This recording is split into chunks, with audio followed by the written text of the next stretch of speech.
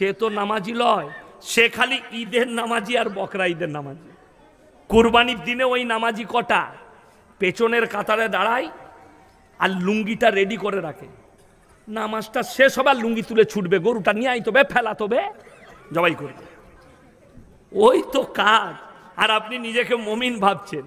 না না না, ওই নামাজি নামাজি নয়, ওই নামাজি গুনতিতে আসে না। আজকে কষ্টটা কোথায় লাগে জানেন? যখন কোনো জানাজার ময়দানে যায়, কোনো মাইয়াত বাড়িতে যায়, কষ্টটা কোথায়? জোহরের নামাজের পরে জানাজার নামাজ হবে, যারা 5 ওয়াক্তের মুসল্লি তারা উজু করে ফরজ নামাজ পড়ছে জোহরের, আর কিছু হারাম খোর আছে উজু করে দাঁড়িয়ে আছে শুধু জানাজার নামাজ পড়বে। ঠিক বললাম না ভুল বললাম? তারা 5 ওয়াক্তের নামাজ পড়ে না, অথচ টুপি লাগিয়ে দাঁড়িয়ে আছে।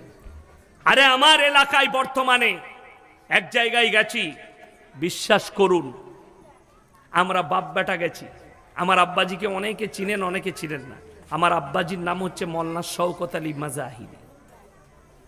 অনেক এসছেন, এখন বয়স হয়ে গেছে 80 বছর, কাছে করেই জলসা করেন। তো আমাদের একজন রিলেটিভ মারা গেছে, আলহামদুলিল্লাহ গেলাম জানাজা পড়তে। যে ছেলেটা ইমামতি করছে ওটাও আমাদের ছাত্র মাদ্রাসা। নামাজ পড়লাম আসরের, আসরের নামাজের পরে জানাজা হবে। বেরিয়ে দেখছি মসজিদের পাশেই জানাজার নামাজ, বেরিয়ে দেখছি 3 কাতার মাল দাঁড়িয়ে আছে, ওগুলো একটাও নামাজি লয়।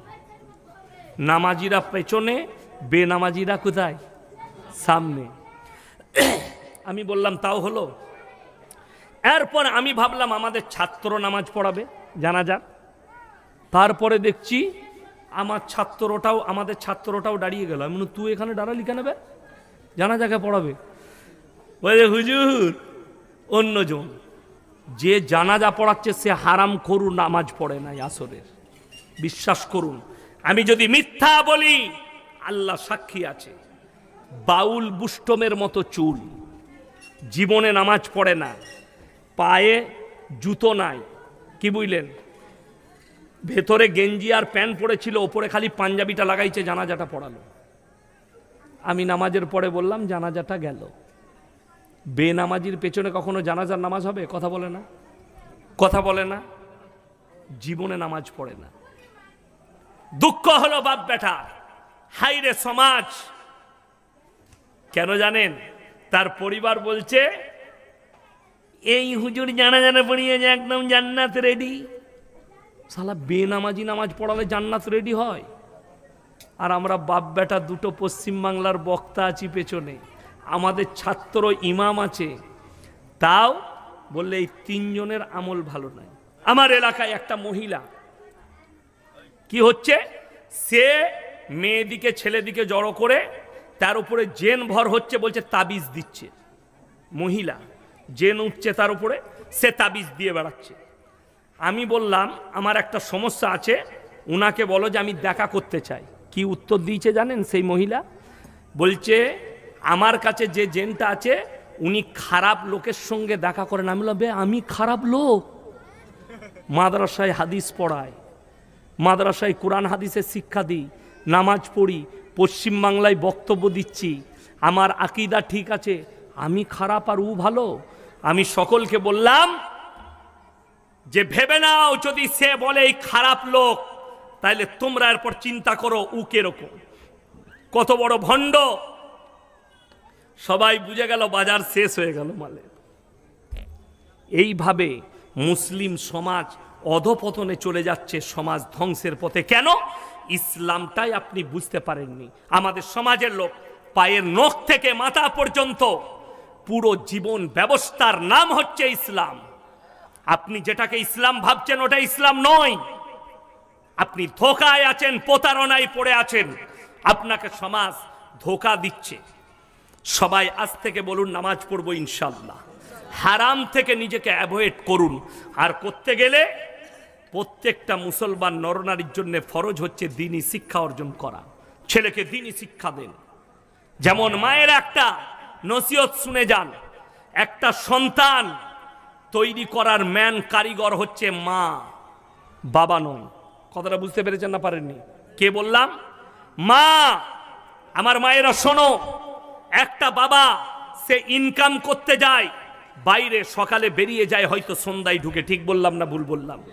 ব্যবসায় মাঠে চলে যায়, কিন্তু একটা মায়ের চোখের সামনে তার মেয়ে 24 ঘন্টা থাকে, তার সন্তান তার কাছে বেশি সময় কাটায়, তাহলে জানতে হবে ছেলে যদি খারাপ হয় মা অপরাধী, মেয়ে যদি খারাপ হয় মা অপরাধী, মেয়ে যদি বেপর্দা হয় এখানে বাবা মা দুজনাই অপরাধী হবে। মেয়ে যদি, সন্তান যদি বেনামাজি হয় তার জন্য 1 নম্বর দায়ী হচ্ছে মা বাবা, তার মধ্যে নম্বর 1 দায়ী হচ্ছে মা।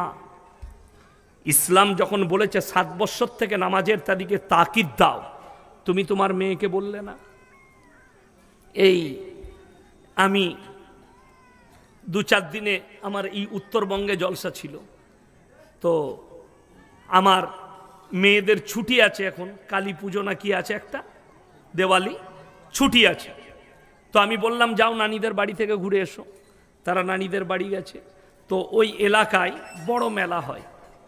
তো আমার মেয়েকে একজন পাড়ার মেয়ে মজাক করে বলেছে, আমার ছোট মেয়েকে, এই মেলা যাবি?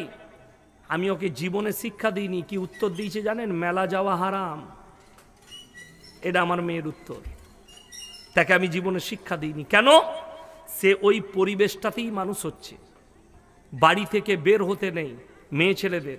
এটাই আমি একদিন বাড়িতে খানা খেতে বসেছি, আমার মেয়ে স্কুল যাবে, ড্রেস পরছে, ছোট মেয়ে, তো তার 2 ছোট ছোট বন্ধু ডাকতে এসছে, তো তারা একজনের সঙ্গে তর্ক করছে, দিয়ে বলছে আমি পশ্চিম দিকে মুখ করে বলছি।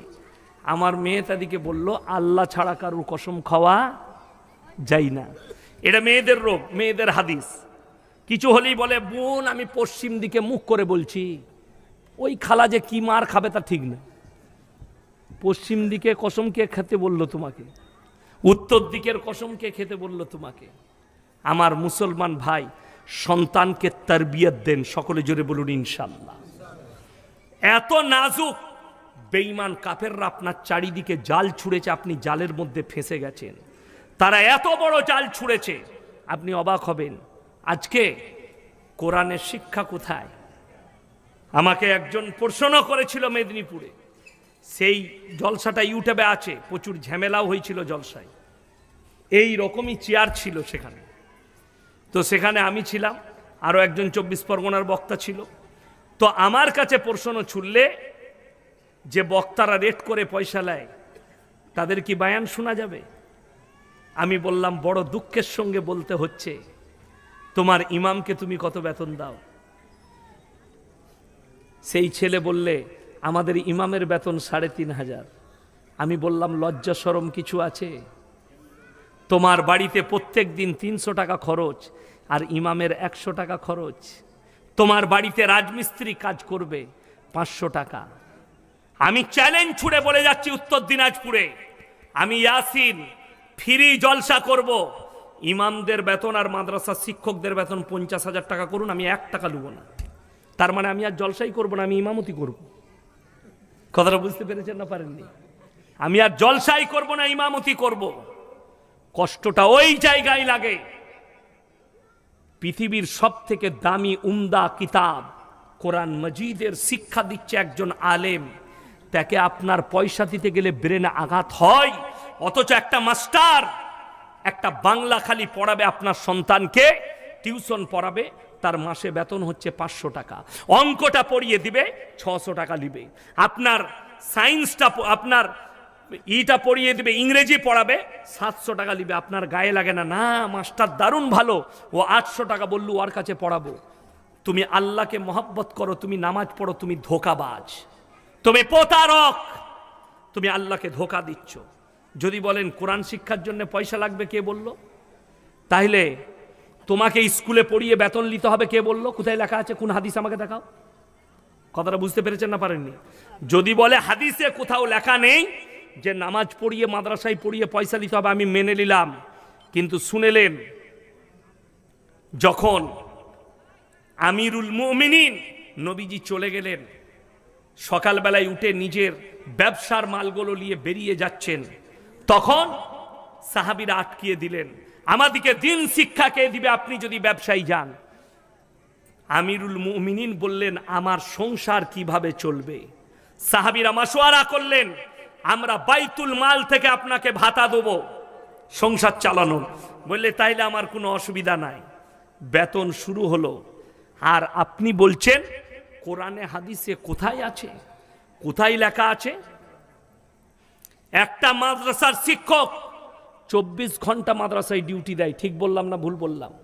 তাকে আপনি 10,000 বেতন দিতে পারেন না, আপনার লজ্জা হওয়া দরকার। অথচ একটা মাস্টার বেলা 11টায় স্কুলে ঢুকে, 11, 12, 1, 2, 3, 4, 6 ঘন্টা থাকে। 6 ঘন্টায় তার বেতন 75,000। আপনি ইনসাফ করে বলবেন 6 ঘন্টায় 75,000 টাকার পড়ানো হয়? কথা বলে না? যদি 6 ঘন্টায় 75,000 টাকা লাগে মাসে, তাহলে জেনে রেখে দিবেন যে 24 ঘন্টা ডিউটি দিচ্ছে তাকে 75 লাখ টাকা লাগবে হিসেব করে। ওই জন্য ইনসাফ করুন। যদি আপনার মনে হয় আজকে বক্তারা কেন পয়সা নিচ্ছে, আপনি অনুভব করতে পারবেন না। আমি দক্ষিণ দিনাজপুরে একটা মাদ্রাসার জলসা করেছি, জলসার পরে আর কেউ দেখা করেনি। এইখানে স্টেজে বসে বলছি, কোরআন সাক্ষী আছে, আজও তারা টাকা দেয়নি। আমার অভিযোগ তাদের প্রতি নাই, আমি সে মাদ্রাসার নামও করতে যাব না। মাদ্রাসার জলসা কমিটি দেখা করেনি, আমি গাড়ি নিয়ে বাড়ি চলে গেছি। 350 দুগুণে 700 কিলোমিটার। আমি বাপের টাকায় এসছি আর বাপের টাকায় গেছি, তাদের টাকাই নয়। দেখাই করেনি তারা। মুর্শিদাবাদে দৌলতাবাদ মাদ্রাসার জলসা, দাঁড়িয়ে আছি, জলসা শেষ হয়ে গেছে। সেই মাদ্রাসার হেড মোল্লা একটা মাদ্রাসার তালবিলিম, বাচ্চার তালবিলিমের দ্বারা টাকা পাঠিয়ে দিয়েছে কম দিবে বলে। আরে ভাই, তুমি দেখা করো, একটা তালবিলিমকে দিয়ে বক্তাকে টাকা দিয়ে মানে বেজ্জতি করা। এইটা আপনাদের কাছ থেকে শিখেছে বক্তারা, আপনাদের না ইনসাফির কারণে। সমাজ যদি ইনসাফ করতে জানতো, সর্বপ্রথম ইমামের করত।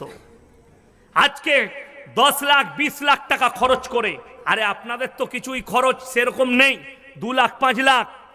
হাওড়া, হুগলি, মেদিনীপুরে যে জলসাগুলো হয়, একটা প্যান্ডেল করে মেদিনীপুরে 10 লাখ 12 লাখ 15 লাখের প্যান্ডেল হাওড়াতে। আর জলসা করে বক্তাদের রেট জানেন? 30,000 40,000।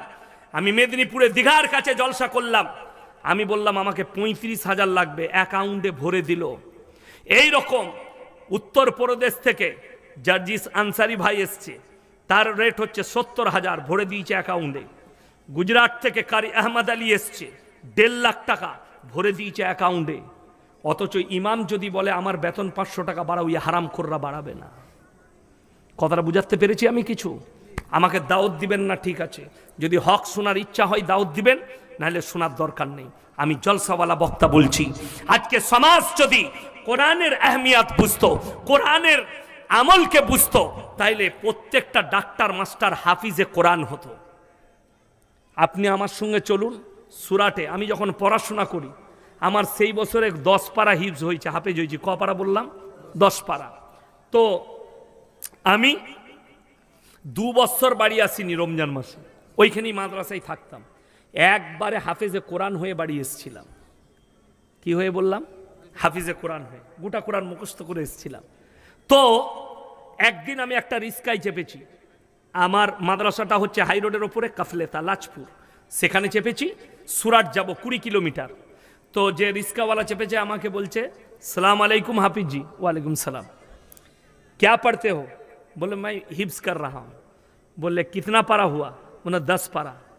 बोले जरा यूसीकुमुल्लाहु फी औलादिकुम लिज़्ज़करि मिस्लु हज़्ज़िल उनसायैन सुनाओ, सूरा निसा। আমি চমকে গেছি। আমি বললাম आप हाफिज हो? बोले भाई मैं हाफिज कुरान हूँ और रमजान में पूरा कुरान सुना भी देता हूँ। बोलून ना सुबहान अल्लाह। रिस्का চালাচ্ছে কিন্তু হাফিজে কোরআন। ডাক্তার হাফিজে কোরআন, মাস্টার আলেম। অবাক হবেন, পৃথিবীর বর্তমানে সব থেকে বড় আতর ব্যবসায়ীর নাম হচ্ছে মোল্লা বদরুদ্দিন আজমল, আসামের এমপি। 1000 কোটি, কয়েক হাজার কোটির মালিক। পৃথিবীতে এমন কোনো দেশ নেই যেখানে উনার আতরের দোকান নেই। কাবা ঘরটা যার আতর দিয়ে ধোয়া হয়, কাবা ঘরটা যখন ধৌত করা হয় আজমলের আতর দিয়ে ধোয়া হয়, ওই বদরুদ্দিন আজমলের আতর দিয়ে ধোয়া হয়। শুনেলেন, তিনার ছেলেরা আলেম, করোড়পতি, গাদা স্কুল। ছেলেকে দিনী শিক্ষাও দিয়েছে, দুনিয়াবি শিক্ষাও দিয়েছে। আপনার সন্তানকে মাদ্রাসায় নিয়ে আসুন, হাফিজে কোরআন করুন। 3 বছর লাগবে। কত বললাম? 7 বছরের সন্তানকে যদি এনে দেন আমাদের হাতে, 3 বছর সময় লাগবে। 7 আর 3 কত? 10 বছর। 5 বছর আগে আমার মাদ্রাসায় একটা জলসা হয়েছিল। 40টা হাফিজে কোরআন ফারেক হয়েছিল আমার মাদ্রাসা থেকে। তার মধ্যে একটা হাফেজ ছিল, সেই হাফেজটার বয়স ছিল 9 বছর। কত বললাম? 9 বছর। 2 বছরের ভেতরে ছেলেটা হাফেজ হয়ে গিয়েছিল। বিহারের আপনার জায়গাটার নাম হচ্ছে ভাগলপুরের ছেলে, ডাহুয়াতে বাড়ি, উসামা নাম। 2 বছরে হাফেজ হয়েছিল ছেলেটা, এবং দাঁড়িয়ে কোরআনটা শুনিয়ে দিয়েছিল, দাঁড়িয়ে। সেই ছেলেটা আবার গিয়ে স্কুলে ভর্তি হয়েছে, এখনো সে পড়ছে। হয় ডাক্তার হবে, না হলে ইঞ্জিনিয়ার হবে, না হলে প্রফেসর হবে। সেই ছেলেটা দুনিয়া আখিরাত 2 কামিয়াব। আজকে তসলিমা নাসরিনকে দেখতে পাচ্ছেন, রসুলের দুশ্মন, ইসলামের দুশ্মন। তার মানে তার মা বাবা তাকে দুনিয়াবি শিক্ষা দিয়েছে, তার সঙ্গে দ্বীনি শিক্ষা না দেওয়ার কারণে এরকম হারামের আওলাদ হয়ে গেছে। এই নাজিয়া ইলাহি খান কি করে হলো? এর মা বাবা চরিত্রহীন, যার কারণে আর মেয়েকে দ্বীনি শিক্ষা না দেওয়ার কারণে এই মেয়েটা নোংরা হয়ে গেল, দেহ ব্যবসায়ী হয়ে গেল। আজকে বড় কষ্ট লাগে। আপনার সন্তানকে আমি একবারও বলিনি আপনার ছেলে হাফেজ হওয়ার পরে ইমামতি করতে হবে, কে বলল? আপনার ছেলে মৌলবি হওয়ার পরে ইমামতি করতে হবে, কে বলল? আল্লাহ ব্যবসাকে হালাল করেছে, ব্যবসা করবে। আল্লাহ তার রসুলের সুন্নত হচ্ছে ব্যবসা করা। আপনার সন্তান ব্যবসা করবে, কিন্তু আপনাকে দিন, আপনার ছেলে দিনের ওপরে প্রতিষ্ঠিত থাকবে, দিনের ওপরে তার কাছে নামাজ থাকবে, রোজা থাকবে, হালাল হারামের বিচার থাকবে। আজকে মুসলমান ছেলেদের কাছে দ্বীনি শিক্ষা না থাকার কারণে, কোরআনের তালিম না থাকার কারণে, রসুলের হাদিসের জ্ঞান না থাকার কারণে আজকে হারামগুলোকেও আপনি হালাল বলে অ্যাকসেপ্ট করে নিয়েছেন। আপনাকে দেখিয়ে দেবো বেঈমান কাফেররা কি জাল ছুঁড়েছে জানেন? আমি সেদিনে দেখলাম পাকিস্তানের বড় স্কলার, কিছুদিন আগে দেখলাম পাকিস্তানে ডাক্তার জাকির নায়েকের প্রোগ্রাম হয়েছিল, শুনেছেন না? দেখেন না? দেখেননি? হয়েছে। সেখানে একজন স্কলার ছিল পাকিস্তানের, তেনার নাম হচ্ছে মুফতি তাকি উসমানী, ওনার স্টেজে ছিলেন। উনি একটা গুরুত্বপূর্ণ কথা বললেন, আমার মনে দাগ কেটেছে। তিনি বললেন, কিয়ামত সে পহলে দুনিয়া মে হারাম আওলাদো সে ভর যায়েঙ্গে। তিনি তেটার ব্যাখ্যা দিলেন, এবং যতগুলো স্কলার ছিল সবাই অবাক হয়ে শুনলেন যে দামি কথা বলেছেন। ये मिशन किसका है? यहूदी नासारा और ख्रिस्टान का है, इस्लाम के खिलाफ है। ইসলামের বিরুদ্ধে মিশন এটা। কাদের? ইহুদি নাসারা আর খ্রিস্টানদের মিশন, যে এদের মধ্যে ইসলামের ভেতরে হারাম আওলাদকে প্রমোট করে দাও, এরা যেন হারামগুলোকে হালাল বলে মেনে নেয়। আমি উদাহরণস্বরূপ বলছি, আজকে আমি জলসা করতে এসেছি, এখানে যদি কেউ প্রশ্ন করে, স্টেজেই যদি এই বাবাজিরা প্রশ্ন করে আপনি কে, তো সর্বপ্রথম আমি বাপের নাম বলবো না মায়ের বাবা? বাবা, আমি হচ্ছি মৌলানা শওকত আলী মাজাহিরির ছেলে, এটা আমার পরিচয়, বাপের নাম। এখানে যদি আমি ইনাকে জিজ্ঞেস করি, সভাপতিকে জিজ্ঞেস করি, ভাই আপনার পরিচয় কি, বাবার নাম বলবে না মায়ের? বাবা। যদি বাবা মারা যায় তাও বলবে আমি মৃত অমুকের ছেলে, ঠিক কিনা? আপনাদের এখানে ছাগল আছে না নাই? ছাগলের বাচ্চা হলে আপনারা পাঁঠার বাচ্চা বলেন না ছাগলের? ছাগলের। গায়ের বাচ্চা হলে ষাঁড়ের বাচ্চা বলেন না গায়ের? গায়ের বাচ্চা। আল্লাহ রাব্বুল আলামিন ইনসানের পরিচয় দিয়েছে বাপের দ্বারা, আর জানোয়ারের পরিচয় দিয়েছে মায়ের দ্বারা। ইনসান আর জানোয়ারের মধ্যে যে ফারাক, যে পার্থক্য, সেটার নাম হচ্ছে জানোয়ারের পরিচয় মা আর ইনসানের পরিচয় বাপ। কেন? একটা জানোয়ার মাঠে চড়তে গেলে, একটা ছাগল যদি মাঠে যায় তার সঙ্গে 3টে পাঁঠা মিলামিশা করতে পারে, কিন্তু কার বীর্য থেকে বাচ্চা হয়েছে এটা আল্লাহ ছাড়া কেউ জানে? জানে না। একটা ষাঁড় মাঠে যাবে আর একটা গাই মাঠে যাবে, সেখানে 5টা ষাঁড় থাকলে 5 জনই মিলামিশা করতে পারে। কার বীর্য থেকে বাচ্চা হয়েছে আল্লাহ ছাড়া কেউ জানে না।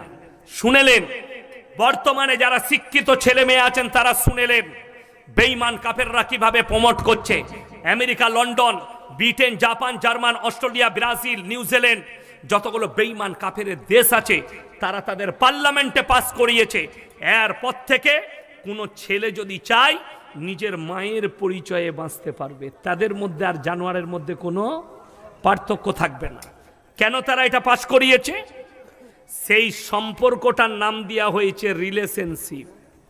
ভারতের মাটিতে এই সম্পর্কটা যাদের কাছে আছে শুনেলেন, চাষিবাসীর কাছে নয়, গ্রাম্য মানুষের কাছে নয়, এই সম্পর্কটা প্রথম ঢুকেছে বলিউড, টলিউড, কলিউড না ফিল্মি দুনিয়ায়, তারপরে এসছে ক্রিকেটের খেলার দুনিয়ায়, তারপরে এসছে কলেজ আর ইউনিভার্সিটির দুনিয়ায় চলে এসছে। সম্পর্কে আছে, নাম দিয়েছে রিলেশনশিপ।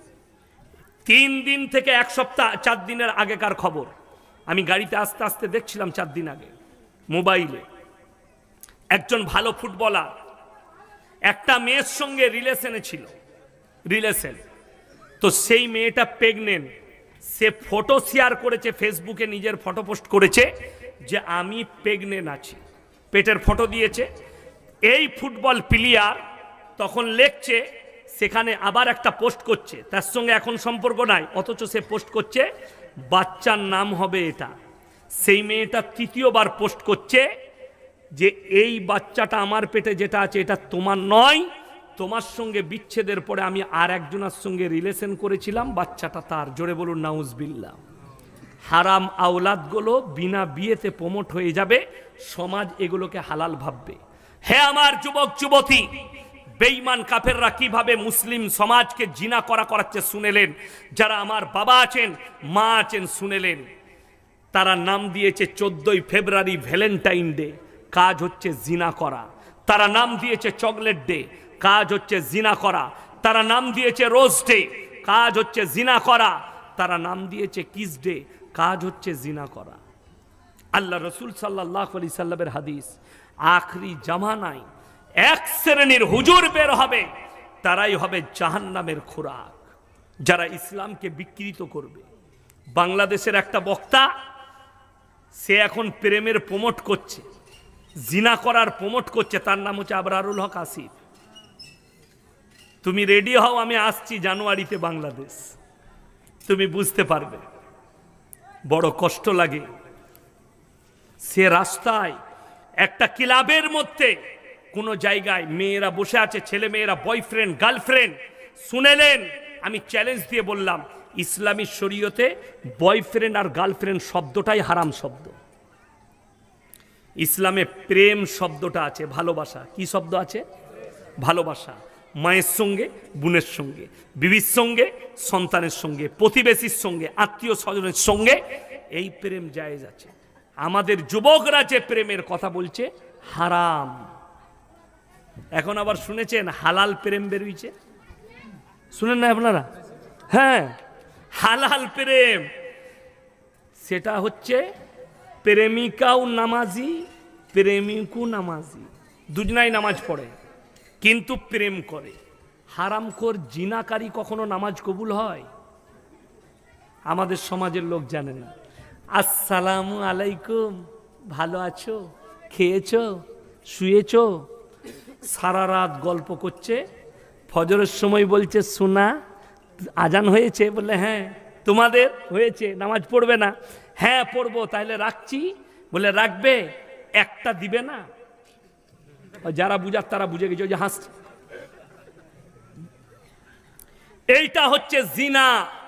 বেঈমান কাফেররা এটাই চেয়েছে, এরা নামাজের সাথে সাথে যেন জিনা করে, এরা নিজেকে মুসলমান বলার সাথে সাথে যেন হারাম জিনিসগুলোকে হালাল বলে নিজেরা অ্যাকসেপ্ট করে নেয়।